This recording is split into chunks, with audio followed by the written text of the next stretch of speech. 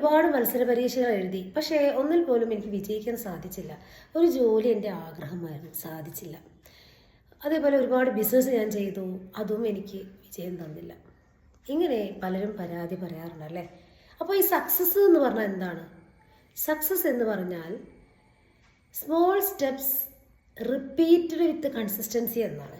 അതായത് ചെറിയ ചെറിയ കാര്യങ്ങൾ കൃത്യമായിട്ട് ചെയ്യുക, അതും കൺസിസ്റ്റൻ്റായി ചെയ്തുകൊണ്ട് 90 ദിവസത്തിനുള്ളിൽ നിങ്ങൾക്ക് നിങ്ങളുടെ സക്സസ് ഉണ്ടാക്കാൻ കഴിയുമെന്നാണ്.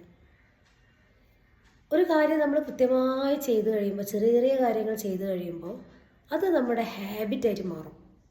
അതിൽ കൂടുതൽ ബ്രെയിൻ എന്ത് ചെയ്യും, ഫോക്കസ് ചെയ്യാൻ തുടങ്ങും. ഓക്കെ, അപ്പോൾ നിങ്ങൾക്കതിൽ വിജയം ഉണ്ടാകും. ഉദാഹരണത്തിന് പറയുകയാണെങ്കിൽ, നിങ്ങൾ വായിക്കാൻ ഇഷ്ടപ്പെടുന്ന ഒരാളാണ്, പക്ഷേ വായിക്കാൻ കഴിയുന്നില്ല, സമയമില്ല.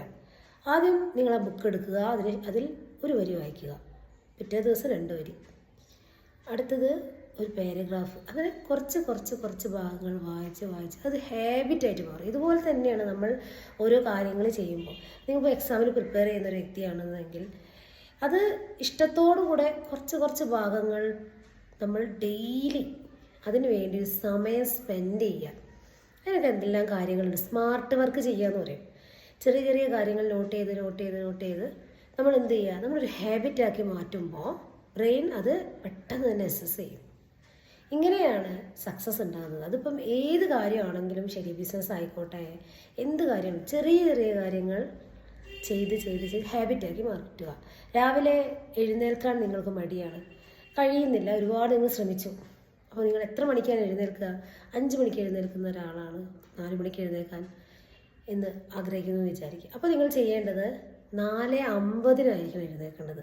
അല്ലാതെ വേഗം നമ്മൾ 4 മണിക്ക് അലാറം വെച്ച് കിടന്നാൽ ഒരിക്കലും 4 മണിക്ക് എഴുന്നേൽക്കാൻ സാധിക്കുകയില്ല. 4:50 എഴുന്നേൽക്കുക. അങ്ങനെ ചെറിയ ചെറിയ വ്യത്യാസം വരുത്തുക. 6 മണിക്ക് എഴുന്നേൽക്കുന്ന ഒരാളാണെങ്കിൽ 5:55 എഴുന്നേറ്റ് ശീലിക്കുക.